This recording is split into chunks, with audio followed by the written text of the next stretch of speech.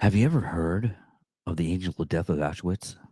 Now it's time for the hyena of Auschwitz, Irma Grese.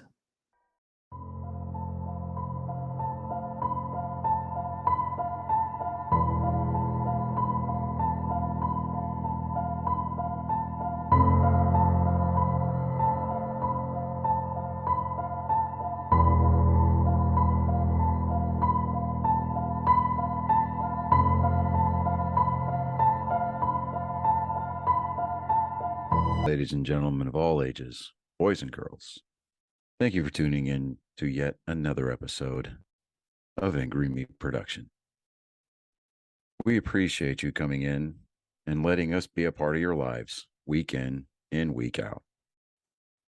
We hope to do our best to present you with something that your eardrums delight in. Whether you're looking at us on YouTube or Rumble, or listening to us on Spotify, Google, or Anchor, or any of the other podcast services that we are currently on or trying to get on. We thank you. And if you don't mind, at the end of every episode, stop by, leave us a comment, leave us a like.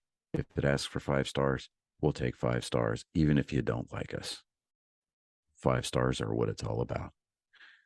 With that being said, we hope you enjoy our attempt to make our advocation our vocation. Ladies and gentlemen, let the games begin.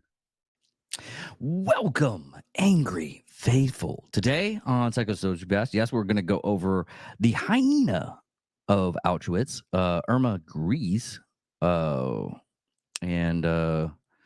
it's kind of a weird story going into this. So let's begin. And this is going to have a lot of German stuff in it. So I'm just going to go with Irma Grese. Irma Grese was born in Bertha Giese and Alfred Grese. Is it Greece? It's like Greece. Hold on.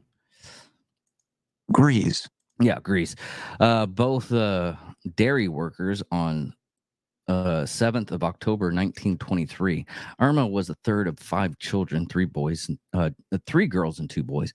In 1936, her mother committed suicide by drinking hydrochloric acid following the discovery of Alfred's affair, the father, with a local pub owner's daughter.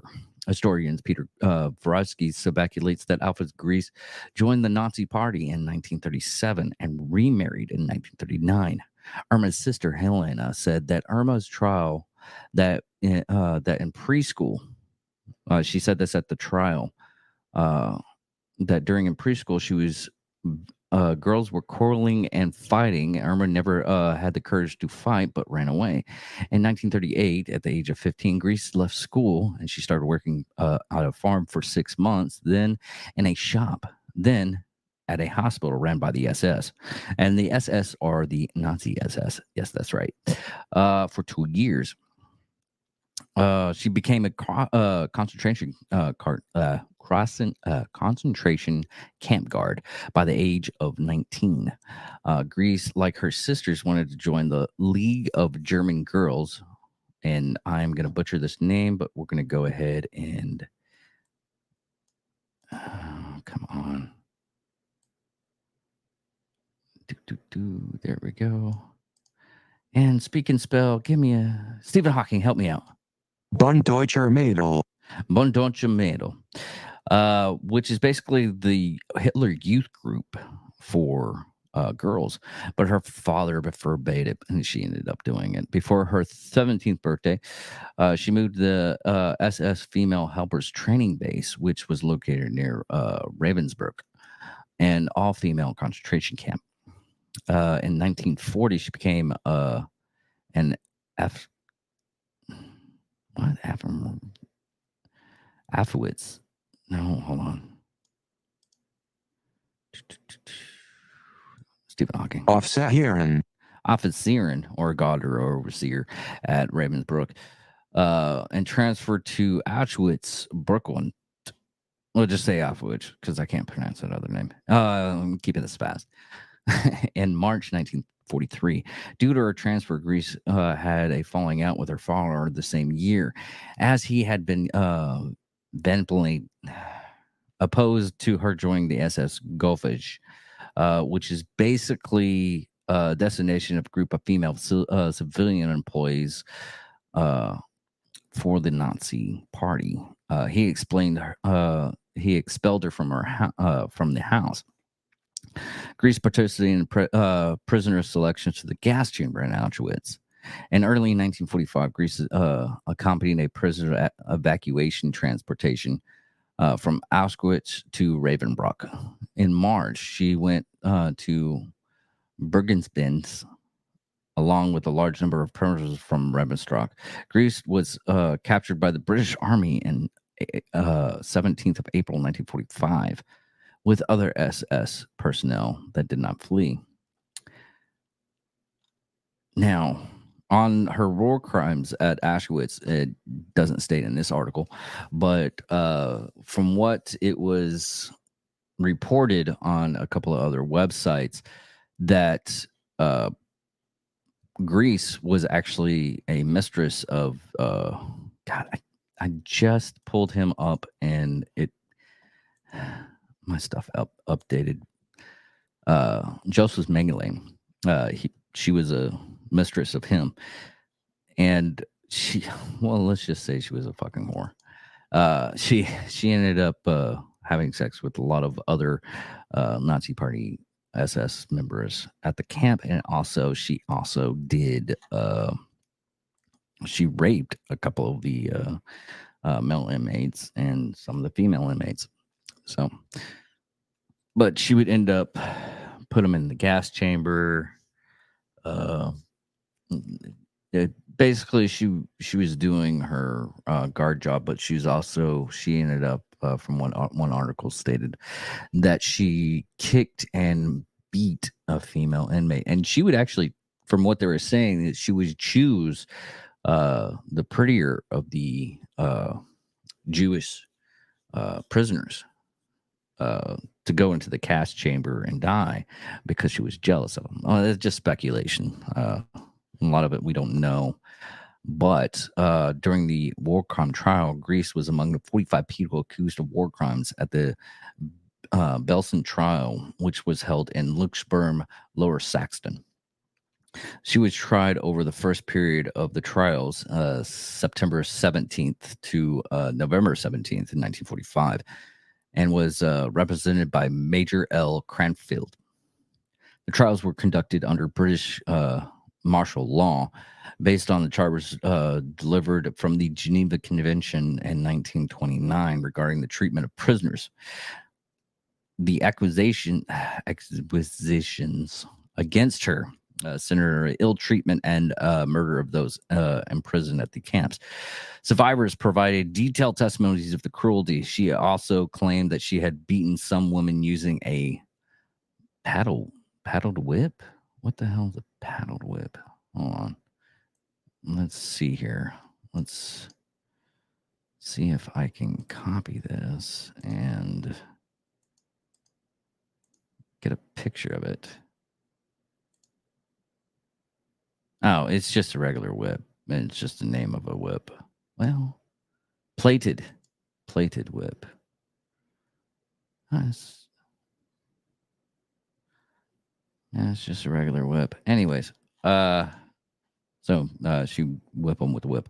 Under direct examination. Under a direct examination, Irma Grese testified about her background. I was born 7th of October 1923. In 1938, I left the elementary school and worked for 6 months, and just stuff that we already went over. And during the trial, the press labeled Irma Grese the beautiful beast alongside former SS Joseph Kramer, the beast of Belsen, the former commandant at Brooklyn. Hold on, let me get this word right. Stephen Hawking's? Bergna. Berknacht. After a 9-week trial, Geist was sentenced to death by hanging, although the charges against some of the other female wardens, a total of 16, were charged, were as serious as those against Greece. She was one of the 3 women guards to be sentenced to death. Greece and 2 other concentration camp workers, Jonah Berman and Elizabeth Volkerith, were convicted, along with 8 men, for crimes committed at Auschwitz. Auschwitz, you can do. I think I want to do a whole episode of Auschwitz of what happened there. It was just a travesty of travesty. According to Whitney L. Marie Ceriti, the night before her execution, Grease sang Nazi songs until the early hours in the morning with Jonah Boardman. On December 13th, 1945, in Helmand prison, Grease was led to the gallows. The women were executed individually by long drop hanging, and then the men in pairs. British Army Regiment Sergeant Major Richard Anthony O'Neill assisted the executioner Albert Pitterpoint. Pitterpoint. I wanted to do one over him too. There was actually a documentary movie about him. Well, it was a movie, and the character Peter Point. It was pretty interesting. And this was stated: we climbed the stairs to the cells where the condemned were waiting. A German officer at the door leading the corridor flung open the door, and we filed past the rows of faces and into the execution chamber. The officer stood at attention. Bragger Peyton Walsh stood at his wristwatch raised. He gave me the signal, and the signal release breath was audible in the chamber. I walked into the corridor. Irma Grese, I called. The German guard quickly closed all grills on 12 of the inspection holes and opened one door. Irma Grese stepped out. The cell was far too small for me to go inside, and I had to pinch her into the corridor. Follow me, I said in English, and O'Neill repeated the order in German. At 9:34 a.m., she walked into the execution chambers, gazed at for a moment at the officials standing around, and walked into the center of the trap, where I had made a chalk mark. She stood on this mark very firmly, and as I placed the white cap over her head, she said in her Lagwin voice, I'm going to have to speak quickly. The drop crashed down, and the doctor followed me into the pit, pronouncing her dead. After 20 minutes, the body was taken down and placed in the coffin, ready for burial. Now, let me find some other stuff that I thought. I'm just not going to get anything from that. Hold on real quick. Because I did do some stuff. There's books about her and other stuff. Let me see here. Let me see. Disturbing story. This one's coming from ATI. Meet Irma Grese, the beautiful beast and one of Nazis' most feared guards. From her drain. And this is by John Kirks. And he writes, from the deranged Dr. Joseph Mengele to the cruel propaganda minister of Joseph Goebbels, names of Adolf Hitler's Nazi henchmen and henchwomen have become synonymous with evil. Oh, that's so beautiful. I mean, it sucks how, but it was actually beautiful written for the first of this, and we'll get into.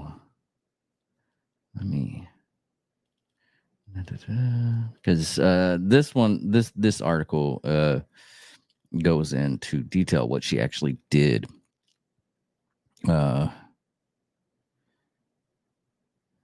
Okay.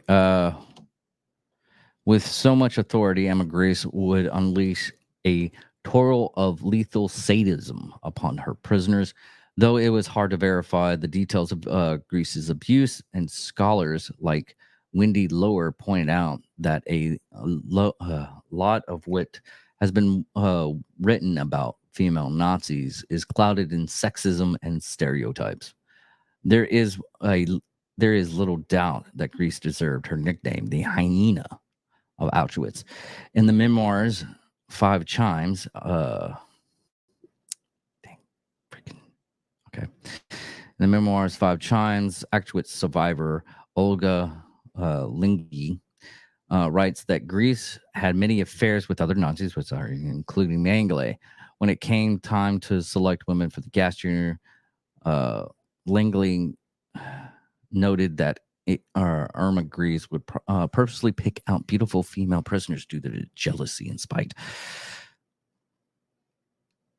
According to Professor Wendy A. Strout's research, Greece had a sick fondness for striking women on their. Okay, this is what confused me. Greece had a sick fondness for striking women on their breasts and for forcing Jewish girls to be her lookout as she raped inmates. As if there wasn't enough, Starry reported that Greece would sick her dogs on prisoners, whip them constantly, and kick them with her hobnail jackboots. What's a hobnail? I got to look at these things. I'm going to describe these things. Let's see here. Copy. There we go. Because if I am thinking of, oh yeah, they're just regular thigh highs, boots. That puts out a weird image. Now, let's see here. But she would kick them until they were bloody. The boots were bloody. Lastly, the Jewish virtual library wrote that Greece had lampshades made of the skin of 3 dead prisoners, but none of them could actually be verified. But the Allies loosened the Nazi stronghold on Europe. Greece went in to destroy people's lives during Greece went from destroying people's lives to trying to save her own. In the spring of 1945, British suppressed Greece. We already went over that. She was 22 at the time. Yeah, it's so weird that the other stuff sometimes I have to like